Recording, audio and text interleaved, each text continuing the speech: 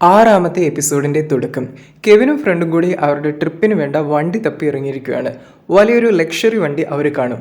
നല്ല സ്പേസ് ഉണ്ട്, അടിപൊളിയാ, അവനത് ഇഷ്ടപ്പെടും, ഇത് തന്നെ എടുക്കാമെന്ന് പറയും. ഇത് കേട്ട് ഫ്രണ്ട് ഉടനെ അവനെ വിളിച്ച് മാറ്റിക്കൊണ്ട് പോകും. ബോസേ, ഈ വണ്ടിക്ക് ഒരു ദിവസം 8,000 രൂപയാവും, നമ്മൾ 20 ദിവസമല്ലേ പ്ലാൻ ചെയ്യുന്നേ, അപ്പോൾ 1,60,000 രൂപ. അതിനെന്താ, ഞാൻ നിനക്ക് കാർഡ് തന്നില്ലേ? അതിലാകെ 3 ലക്ഷമേ ഉള്ളൂ. കാറിൻ്റെ വാടക മാത്രം പോരല്ലോ, ടോൾ അടയ്ക്കണം, എണ്ണ അടിക്കണം, ഭക്ഷണവും വെള്ളവും വേണം. മതി മതി എന്ന് കെവിൻ പറയും. നമ്മൾ ഒരുപാട് സമയം ഈ പ്രൊജക്റ്റിന് ചെലവഴിച്ചു, ചെറിയൊരു സേവിങ്ങിന് വേണ്ടി അത് നശിപ്പിക്കാൻ കഴിയില്ല. ബോസേ, നിങ്ങളുടെ ഈ ആപ്പ് ഒരു പാതാളക്കുഴി പോലെയാ, തോടുന്നതെല്ലാം കാശ, ചെലവ് ചുരുക്കണമെന്ന് തന്നെ എനിക്ക് തോന്നുന്നേ. അവനൊരു വാനിൻ്റെ പടം എടുത്ത് പൊക്കി കാണിക്കും. ഇതിനാകെ 2,000 മാത്രമേ വേണ്ടൂ. കെവിൻ അത് താഴ്ത്തും. വീണ്ടും അവനത് പൊക്കും. 2,000. ഒരു ദീർഘശ്വാസം വിട്ട് സമ്മതിക്കും. ഇപ്പോൾ ലിലിയുടെ ഓഫീസാണ്. ആ PPT എത്രയും വേഗം തരണമെന്ന് മാനേജർ പറയും. അവൾ അതിനുള്ള കാര്യങ്ങൾ ചെയ്യുമ്പോൾ അവർ വന്ന് നോക്കിയിട്ട്, ഞാനിത് എവിടെയോ കണ്ടതുപോലുണ്ടല്ലോ, നീ മാറെന്ന് പറഞ്ഞ് അവരവിടെ ഇരിക്കും. എല്ലാവരും വന്ന് ചുറ്റും കൂടും. നിന്റെ പ്രൊപ്പോസൽ റോബിൻ്റേതുമായി വളരെ സിമിലർ ആണല്ലോ, തീമും കണ്ടൻസും പിക്ചേഴ്സും വരെ സെയിം ആണ്.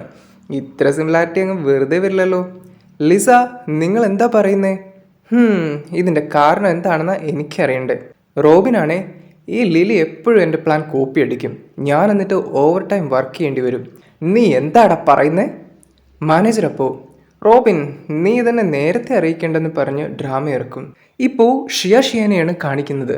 അവൾ ലൈവ് സ്ട്രീം ചെയ്യുവാണ്. ഹായ് ബേബീസ്, ഈ ചൂടത്ത് ഈ ഐസ്ക്രീം കൊണ്ട് ഒന്നും ആവില്ല, അതുകൊണ്ട് ഞാനൊരു അടിപൊളി സ്ഥലത്താണ് വന്നിരിക്കുന്നത്, ഗ്രീൻ വാട്ടർ പാരഡൈസ്. ഇങ്ങനെ ഒരിടത്ത് വരുമ്പോൾ ആദ്യം നോക്കേണ്ടത് നിങ്ങൾക്ക് അടിപൊളി സ്വിം വെയർ ഉണ്ടോ എന്നാണ്. മെങ് മെങ് സ്വിം വെയർ ധരിക്കൂ, എന്നെപ്പോലെ സുന്ദരിയായിരിക്കൂ. അവളുടെ വീഡിയോ എടുത്തുകൊണ്ടിരിക്കുന്ന ഇയാളാണ് മെങ് മെങ് സ്വിം വെയറിൻ്റെ ഉടമ. അവൾ ഇയാൾക്ക് വേണ്ടി പരസ്യം ചെയ്യുവാണ്. അവൾ വന്നിട്ട്, മിസ്റ്റർ ചെൻ എങ്ങനെ ഉണ്ടായിരുന്നു എന്ന് ചോദിക്കും. അയാളപ്പോൾ, നിൻ്റെ ഷോ അധികം ആളുകളൊന്നും കാണുന്നില്ല, നീ ഡ്രസ്സ് ധരിച്ചുകൊണ്ടുള്ള കൂൾനെസ് എല്ലാവരെയും കാണിച്ചു കൊടുക്കണം. എങ്കിൽ ഞാൻ ഈ വെള്ളത്തിലിറങ്ങുന്ന ട്രൈ ചെയ്താലോ? ഓഫീസിലിപ്പോൾ ലിലി ദേഷ്യപ്പെട്ട്, എന്തോ തെറ്റു പറ്റിയിട്ടുണ്ട്, ഞാൻ എൻ്റെ പ്രൊപ്പോസൽ തന്നെ ചെയ്തതാണ്, അതിനുവേണ്ടി ഞാൻ എന്തുമാത്രം കഷ്ടപ്പെട്ടു എന്നറിയൂ. മതി മതി എന്ന് പറഞ്ഞ് മാനേജർ, എനിക്കറിയാവുന്ന ആകെ കാര്യം, നിന്നേക്കാൾ 10 മിനിറ്റ് മുമ്പേ റോബിൻ ഈ പ്രൊപ്പോസൽ വെച്ചു. അപ്പോൾ ആരുടെ തെറ്റാ ഇത്? ലിസ, ഇത് ശരിക്കും ലിലിയുടെ വർക്കാണെന്ന് അവളുടെ ഫ്രണ്ടും പറയും. ലിലി, ഞാൻ നിന്നോട് എത്ര വട്ടം പറഞ്ഞിട്ടുണ്ട്, ഡെഡ് ലൈൻ നോക്കി നിൽക്കാതെ പ്രൊപ്പോസൽ നേരത്തെ വെക്കണമെന്ന്. നീ റോബിനെ കണ്ടുപിടിക്ക്, അവൻ ഞാൻ പറയുന്നത് കേൾക്കും. ആ, എനിക്ക് മനസ്സിലായി, നിങ്ങൾക്ക് നീ പറയുന്നത് കേൾക്കുന്ന ആളെ മതി. നീ തെറ്റ് ചെയ്തിട്ട് എന്നോട് തട്ടിക്കയറുന്നോ? നിനക്ക് പറ്റുമെങ്കിൽ ഇവിടെ നിന്നാൽ മതി, അല്ലെങ്കിൽ പുറത്തെന്ന് പറഞ്ഞ് അവളെ തട്ടിമാറ്റി അവർ പോകും. ഷിയ ഇപ്പോൾ വെള്ളത്തിനകത്താണ്. മറ്റേയാളെ വീഡിയോ എടുക്കുന്നുണ്ട്. അയാൾ അടിപൊളിയാണെന്ന് കാണിക്കും.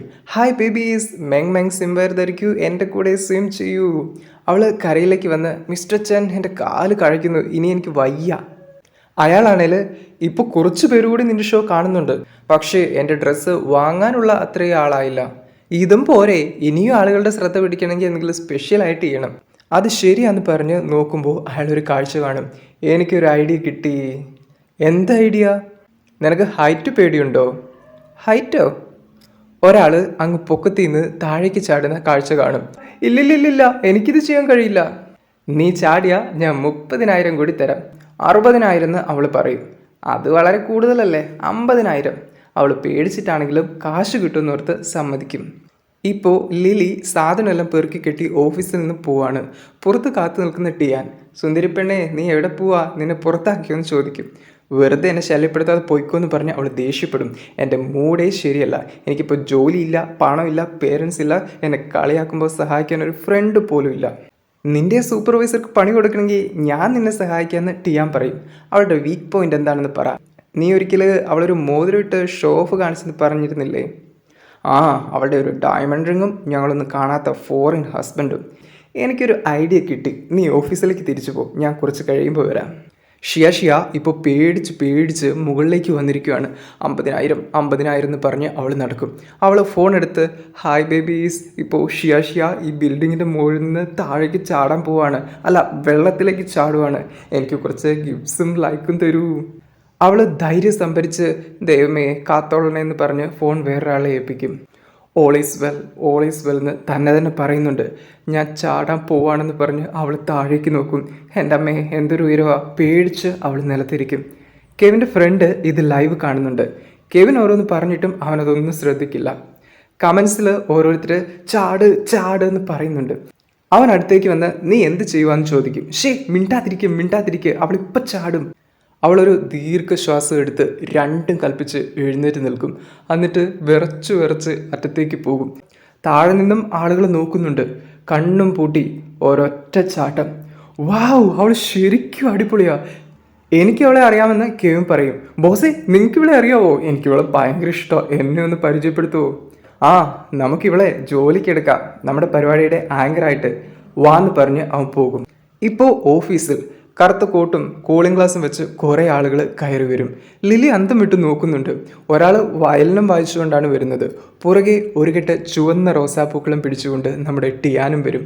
എല്ലാവരും ഇത് നോക്കി നിൽപ്പുണ്ട്. അവൻ പതിയെ നടന്ന് ലിലിയുടെ അടുത്തേക്ക് ചെല്ലും. എന്നിട്ട് പറയും, നിങ്ങളുടെ ജോലി തടസ്സപ്പെടുത്തിയതിൽ സോറി. ഞാൻ എന്നെ പരിചയപ്പെടുത്തട്ടെ. ഞാൻ ലിലിയുടെ ഫിയാൻസിയാണ്. എൻ്റെ പേര് ടിയാൻ. അവൻ വന്ന് കൈ നീട്ടും. ലിലി അത് പിടിച്ച് എഴുന്നേൽക്കും. നീ എന്താ ചെയ്യുന്നതെന്ന് പതിയെ ചോദിക്കും. നീയല്ലേ എന്നോട് സഹായിക്കണമെന്ന് പറഞ്ഞ്. അവൻ ആ ബൊക്കെ അവൾക്ക് കൊടുക്കും. ലിസിയുടെ മുഖം മാറുന്നുണ്ട്. അവൻ വിരൽ ഞൊടിക്കുമ്പോൾ പുറകിൽ നിന്നൊരാൾ വന്ന് റിങ് അവൻ്റെ കയ്യിൽ കൊടുക്കും.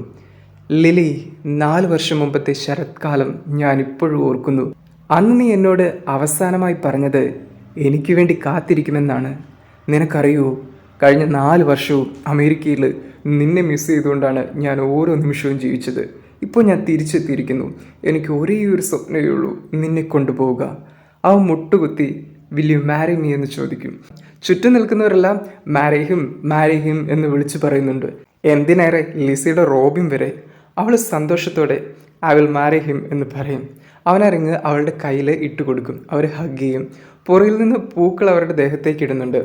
നീ എന്നെ സർപ്രൈസ് ചെയ്തു എന്ന് അവൾ പറയും. അവൾ തിരിഞ്ഞ് ലിസയുടെ മുഖത്തേക്ക് നോക്കും. അവർ കുശുമ്പ് മൂത്ത് നിൽക്കുവാണ്. അവരെ കൈ കോർത്ത് പിടിച്ചു പോകും. ലിലി അവളുടെ മോതിരം ഉയർത്തി കാണിക്കും. എന്ത് വായി നോക്കി നിൽക്കുക, പോയി ജോലി ചെയ്യുമെന്ന് പറഞ്ഞ് ലിസ അലറും. ലിലി ആണേൽ ദേ ഇവർക്ക് കൊടുക്കാനുള്ള കാശൊന്നും എൻ്റെ കയ്യിലില്ല എന്ന് പറയും. ഇപ്പോൾ ഷിയ ഡ്രസ്സെല്ലാം മാറി പുറത്തേക്ക് വരുവാണ്. കെവിനും ഫ്രണ്ടും അവിടെ കാത്തു നിൽപ്പുണ്ട്. അവളെ കണ്ട് അവരടുത്തേക്ക് വരും. എന്നിട്ട് പറയും, ഹലോ മിസ് ഷിയ, ഞാനിന്ന് നിൻ്റെ ലൈവ് ഷോ കണ്ടിരുന്നു, അടിപൊളിയാണ്, നിനക്ക് നല്ല ധൈര്യമുണ്ട്. അവൾ ചിരിച്ച് നിങ്ങളെന്താ ഇവിടെ നിന്ന് ചോദിക്കും. ഞങ്ങളുടെ ഒരു പ്രൊജക്റ്റിലേക്ക് നിന്നെ ഇൻവൈറ്റ് ചെയ്യാൻ വന്നതാ.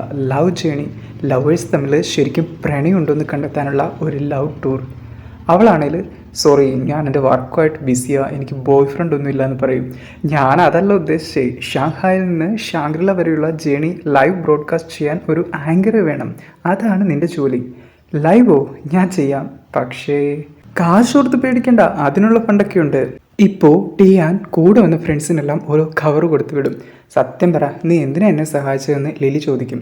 നിനക്കെന്നോട് പ്രണയമാണോ? അവനാണ് ചിരിച്ച് കട്ട എൻ്റെ മോതിരം തിരികെത്താ. അവൻ അവളുടെ പോക്കറ്റിൽ നിന്ന് അതെടുക്കും. ഞാൻ നിന്നെ സഹായിച്ചെന്ന് വെച്ചാൽ ഇങ്ങനെയാണ് ചിന്തിക്കുന്നത്. നിന്നെ ആര് പ്രണയിക്കാനാ? ആ ലിസ വരെ നിന്നേക്കാളും നല്ലതാ. എങ്കിൽ നീ അവളുടെ പുറകെ പൊക്കോന്ന് പറഞ്ഞ് ലിലി ദേഷ്യപ്പെടും. ടിയാൻ അപ്പോൾ കണ്ണാടിയിലൂടെ അവരുടെ പുറകിൽ നിൽക്കുന്ന ഒരാളെ കാണും. അവൾ പോകാനൊരുങ്ങുമ്പോൾ അവളെ തടഞ്ഞ് അവൻ പറയും, നമ്മുടെ പുറകിലുള്ള ആൾ സസ്പീഷ്യസാ, കെയർഫുൾ ആയിരിക്കേ, നമുക്ക് വേഗം നടക്കാം. ആ ആളും അവരുടെ പുറകെ തന്നെയുണ്ട്. അവർ ചെന്ന് ഒരു മാളിനുള്ളിൽ കയറും. അയാളും ഓടിച്ചെല്ലും. അവർ ചെന്ന് ഒരു ഗെയിമിൻ്റെ മുമ്പിലിരിക്കും. അത് കളിക്കാൻ തുടങ്ങും. അയാൾ മാറി നിന്ന് ഇവരെ ശ്രദ്ധിക്കുവാണ്. അവർ പിന്നെ പല ഗെയിമുകൾ ചെയ്യും. പിള്ളേരെല്ലാം സപ്പോർട്ടിനുണ്ട്. ലിലിയാണെങ്കിൽ ഡാൻസ് വരെ കളിക്കാൻ തുടങ്ങും. അയാൾ പുറകിൽ തന്നെയുണ്ട്. ടിയാൻ അയാളെ നോക്കി കണ്ണ് തെറ്റിയ നേരം കൊണ്ട് ലിലിയെയും വിളിച്ച് അവിടുന്ന് രക്ഷപ്പെടും. ഷിയ ഇപ്പോൾ ലൈവ് പോവാണ്. ഹായ് ബേബീസ്, ഞാനിന്നൊരു പുതിയ ഷോപ്പിലാണുള്ളത്. എനിക്കൊരു എക്സൈറ്റിംഗ് ന്യൂസ് നിങ്ങളോട് പറയാനുണ്ട്. ഞാനൊരു പേർ ലവേഴ്സിനെ സെലക്ട് ചെയ്യാൻ പോവാണ്. അവർക്ക് എന്നോടൊപ്പം ഒരു RVയിൽ ഷാങ്ഗ്രില വരെ ഫ്രീ ആയി യാത്ര ചെയ്യാം. ഈ റൊമാൻറ്റിക് ട്രിപ്പിന് താല്പര്യമുള്ളവരെ എനിക്ക് പേഴ്സണൽ മെസ്സേജ് അയക്കൂ. ഏതായാലും അവളെ സഹായിച്ചതിൻ്റെ പേർക്ക് ലിലി ഇന്ന് ടിയാനെ ട്രീറ്റ് ചെയ്യാൻ തീരുമാനിച്ചു. അവൾ തന്നെ കുറച്ച് ഫുഡ് ഉണ്ടാക്കി അവന് കൊടുക്കും. അവൾക്ക് അപ്പോഴാണ് കെവിൻ്റെ കോള് വരുന്നത്. അവൾ ഉടനെ റൂമിൽ കയറി വാതിലടച്ച് ഫോൺ എടുക്കും. ലിലി, ഞാൻ നമ്മുടെ ആങ്കറുമായിട്ട് കോൺട്രാക്റ്റ് സൈൻ ചെയ്തു. ലവേഴ്സിനെ സെലക്ട് ചെയ്തു. ആഹാ, കൊള്ളാലോ. നമ്മളെപ്പോഴാണ് പുറപ്പെടുക? ഞാൻ വെതർ ചെക്ക് ചെയ്തിരുന്നു. നാളെ നല്ല ദിവസമാണ്, നമുക്ക് നാളെ തന്നെ പോയാലോ? നാളെ കാണാമെന്ന് പറഞ്ഞ് ലിലി സമ്മതിക്കും. അവൾ പുറത്തേക്ക് വന്ന് അവളുണ്ടാക്കി ഫുഡ് ടിയാന് വിളമ്പിക്കൊടുക്കും. അവനത് കഴിച്ചിട്ട് എന്നാ ടേസ്റ്റ് ആണെന്ന് പറയും. പിന്നല്ലാതെ, ഞാനൊരു ഫേമസ് ബാർബിക്യൂ റെസ്റ്റോറൻറ്റിലെ വെയിറ്റേഴ്സ് അല്ലായിരുന്നോ? നീ ആകെ എത്ര ജോലി ചെയ്തിട്ടുണ്ട്? ഞാനൊരു പാവം ഫാമിലിയിൽ നിന്നാണ്. പഠിക്കുമ്പോൾ തൊട്ടേ ഫീസിന് വേണ്ടി ജോലി ചെയ്യണമായിരുന്നു. കിട്ടിയ അവസരത്തിന് ടിയാൻ ചോദിക്കും, പണത്തിന് വേണ്ടി നീ എന്ത് ജോലിയും ചെയ്യുമോ? എളുപ്പം പണം ഉണ്ടാക്കാവുന്ന അങ്ങനെ കുറച്ച് ഡാർക്ക് ബിസിനസ് എനിക്കറിയാം. ഞാൻ അങ്ങനെ വല്ലതും ചെയ്തിരുന്നെങ്കിൽ പണ്ടേ നിൻ്റെ വാടക തന്നേനെ. ഏതായാലും നീ ഇന്നെനിക്ക് വേണ്ടി ഒരുപാട് കാര്യം ചെയ്തു എന്ന് പറഞ്ഞ് അവളവന് ഒരു ഗ്ലാസ് കുടിക്കാൻ കൊടുക്കും. അവളും ഒറ്റ വലിക്ക് കുടിക്കും. അവൻ ചെറുതായി എന്ന് കുടിച്ചു വെക്കുമ്പോൾ നീ എന്താ പെണ്ണുങ്ങളെപ്പോലെ നക്കിക്കൊണ്ടിരിക്കുന്നതെന്ന് അവൾ ചോദിക്കും. ശരി, ഞാൻ കുടിക്കാം. എൻ്റെ വയർ പ്രൊട്ടക്റ്റ് ചെയ്യാൻ വേണ്ടി ആദ്യം കുറച്ച് യോഗട്ട് കഴിച്ചിട്ട് വരാമെന്ന് പറഞ്ഞ് അവനുള്ളിലേക്ക് പോകും. അവൻ പോയ തക്കത്തിൽ അവൾ കുപ്പിയെടുത്ത് അതിലുണ്ടായിരുന്ന സാധനം ഒഴിച്ച് കളയും. എന്നിട്ട് വന്ന് അതിൽ വെള്ളം നിറച്ച് വെക്കും. അവൻ അപ്പോഴേക്ക് തിരികെ വരും. യോഗട്ടെല്ലാം കഴിച്ച് സെറ്റായില്ലേ, ഇനി നിനക്ക് കുടിക്കാമല്ലോ. അവനെ കുടിപ്പിച്ച് കിടത്താനാണെന്ന് തോന്നുന്നു ഇവളുടെ പ്ലാൻ. നോക്കിക്കോ എന്ന് പറഞ്ഞ് അവനും ഒറ്റ വലിക്ക് കുടിക്കും. ഞാൻ ഫില്ല് ചെയ്ത് തരാമെന്ന് പറഞ്ഞ് അവൾ വേറൊരു കുപ്പിയെടുത്ത് നിറയ്ക്കും. നിൻ്റെ ബോട്ടിലിൽ നിന്ന് തന്നെ ഒഴിച്ചാൽ പോരെന്ന് ടിയാൻ ചോദിക്കുന്നുണ്ട്. ഇല്ല, ഇന്നൊരു നല്ല ദിവസമാണ്, നമ്മൾ ഓരോരുത്തരും ഓരോ ബോട്ടിൽ വെച്ച് എടുക്കും. അവൾ വീണ്ടും വീണ്ടും അവന് ഒഴിച്ചു കൊടുക്കും. അവൻ ഒറിജിനലും അവൾ ഡ്യൂപ്ലിക്കേറ്റും കുടിക്കും. അങ്ങനെ കുടിച്ച് അവൻ്റെ ബോധം പോകാറാകും. അവളാണെങ്കിൽ പയർമണി പോലെ ഇരിപ്പുണ്ട്. ചെറുപ്പത്തിൽ എല്ലാവരും എന്നെ ബുള്ളി ചെയ്യുമ്പോൾ എനിക്കൊരു ചേട്ടനുണ്ടായിരുന്നെങ്കിൽ എന്നെ പ്രൊട്ടക്റ്റ് ചെയ്തേനെന്ന് ഞാൻ കരുതിയിരുന്നു. ഇന്ന് നീ എനിക്ക് ആ ഫീലിംഗാണ് തന്നെ. അവൻ പറയും, എൻ്റെ വീട്ടിൽ ഞാനായിരുന്നു ഏറ്റവും ഇളയത്. എനിക്കൊരു ചേട്ടനായിട്ട് ആക്ട് ചെയ്യാനുള്ള അവസരം കിട്ടിയില്ല. അതുകൊണ്ട് ഇന്ന് എനിക്ക് സന്തോഷമായി. അവർ വീണ്ടും ചേഴ്സ് വയ്ക്കും. അവനാണെങ്കിൽ കുടിച്ച് ഓക്കാനിക്കാൻ തുടങ്ങും. അവളവനെ പിടിച്ചിരുത്തി വിളിക്കും. അവൻ്റെ ബോധം ഏകദേശം പോയെന്ന് തോന്നുന്നു. ലിലി ആരാ മോള്? അവളവനെ നോക്കി ചിരിക്കും.